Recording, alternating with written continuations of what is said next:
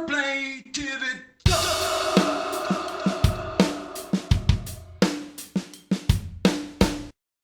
Uma matéria da revista Carícia, A Revolta dos Dantes é de 87, né? A matéria é de 92, 5 anos depois. E o Humberto Gessinger ele falou o seguinte: claro que temos diferenças. O Carlos é a pessoa mais cheia de certezas que existe.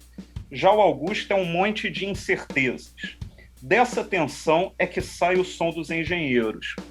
E eu pergunto, como foram essas primeiras gravações, já que você era um novo membro na banda, né? Não era assim necessariamente amigo dos caras, né? Como foi essa tensão que Humberto falou na entrevista nesse início da banda? Mas aí você tá pedindo uma resposta muito longa. Porque falar de tensão na banda é Mas falar de todo. nesse disco específico.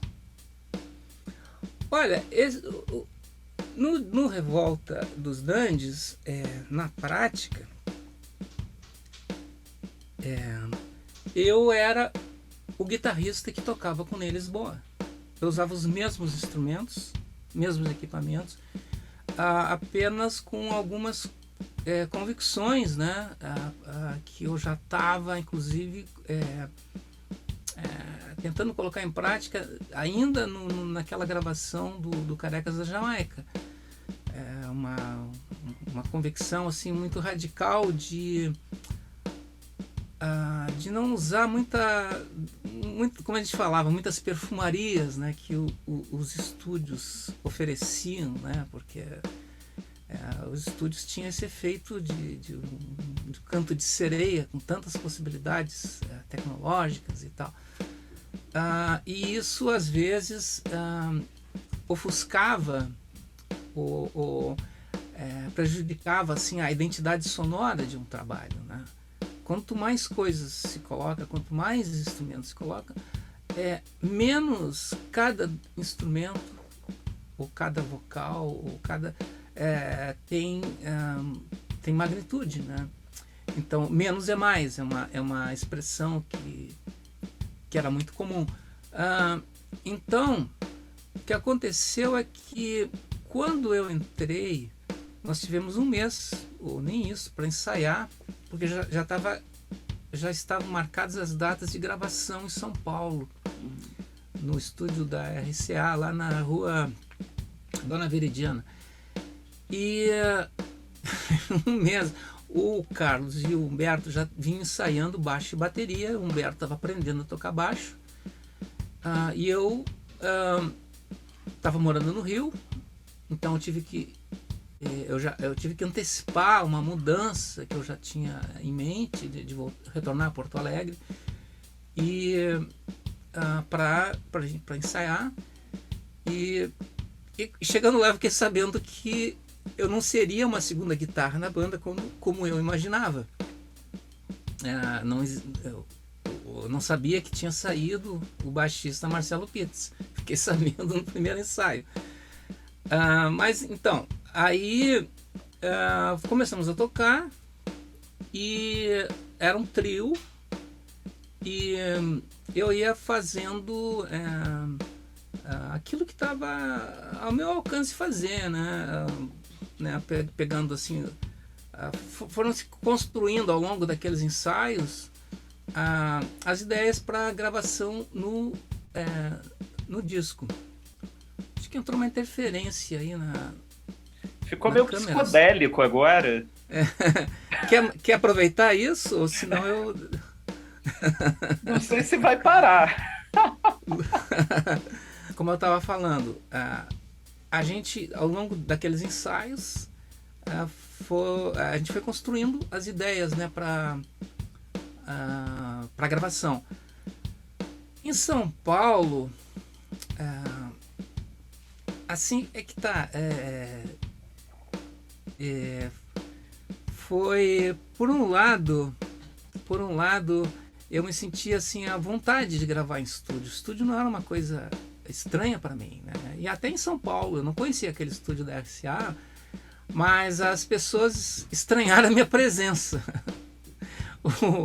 o produtor era o Reinaldo Barriga, e aparentemente ele ficou sabendo que eu estava na banda naquela minha chegada. Então, mas enfim, ali, naquela gravação do Revolta, teve momentos assim. Toda gravação tem algum tipo de dificuldade, né? Isso é uma coisa normal. A gente perde a referência, a gente às vezes escuta ou toca tantas vezes uma mesma coisa, e isso é uma coisa normal. E tem algumas histórias que estão descritas no livro Contrapontos que eu não sabia, que foram... né, foi entrevistado o Reinaldo Barriga, produtor do disco, né? Então ele tinha algumas preocupações e eu não tinha a menor... Não me passava pela cabeça que ele tivesse aquele tipo de preocupação, que eu estivesse sendo... como é que se diz? Isolado e tal. É porque eu não ia jogar sinuca em algum bar à noite. Não, eu voltava pro quarto do hotel e ficava ali trabalhando coisas para eu, né, colocar em prática da gravação. Mas depois daquela gravação eu nunca tive a oportunidade. Minto. Nós reencontramos o Reinaldo Barriga no ano seguinte, quando a gente gravou o Ouça Que Eu Digo, né? Ele estava produzindo um disco da banda Garotos da Rua, né? Na mesma época. E o nosso disco estava sendo produzido pelo Maluli. Então, agora, ali na gravação do Revolta, houve assim alguns poucos ensaios, eu acho que talvez 2, 3, não mais que isso. E ali eu tive um pequeno choque de realidade, né? Que me fez entender o chão onde é que eu estava pisando, né? Que era assim a relação pessoal. Então ali foi deixado claro para mim que ali não haveria uma relação de amizade. Foi uma coisa assim que para mim na época foi muito duro, assim, porque isso colocava em xeque um tipo de ambiente ao qual eu estava acostumado, né? Em estúdio e tocando com... A música sempre foi impregnada com algum componente de afetividade para mim. Então ali foi feito tipo uma sentença, né? Então houve uma explosão, o Humberto fez um discurso lá e tal, e então ali eu tive que tomar uma decisão, assim. Pô, eu tinha largado tudo que eu fazia, outros projetos, e eu comecei olha, eu tive que me reinventar, reavaliar algumas coisas, fazer autocrítica também. E aí nesse processo desembocava na gravação, na música. Então eu fazia aquilo que eu tinha para oferecer, né? As guitarras que eu gravei, e aí eu gosto muito do Revolta dos Nandes. Eu acho que essa tensão, tudo é parte, tudo é um componente assim de construção de um resultado.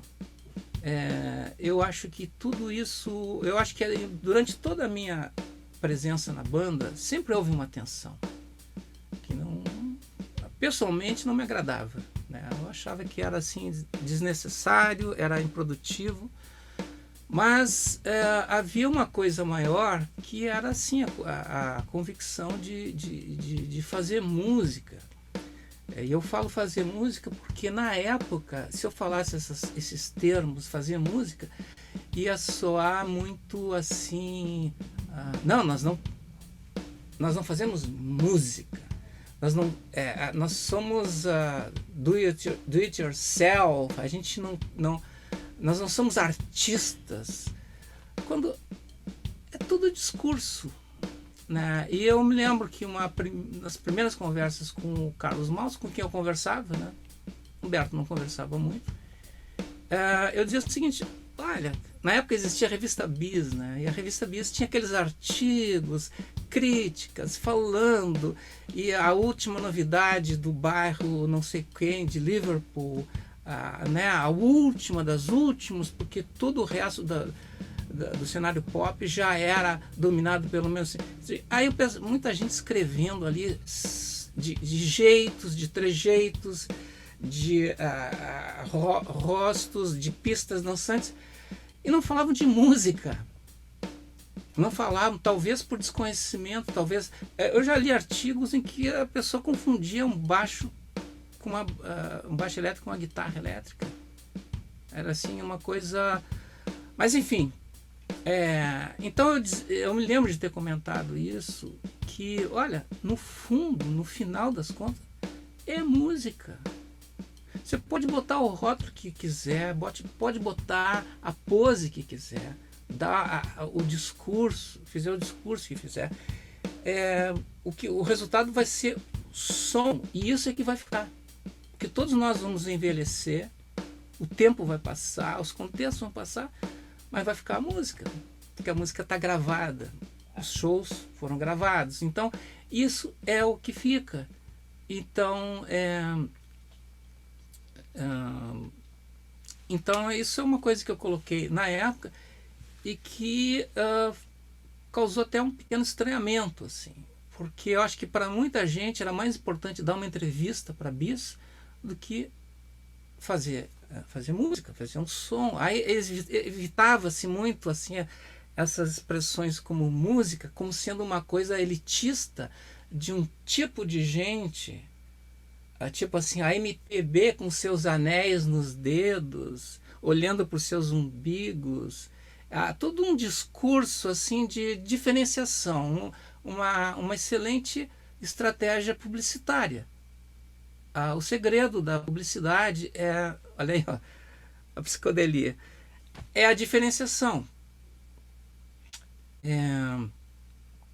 Eu olho esse efeito e me lembro da história aquela do Summer of Love, de 1967. E aquelas...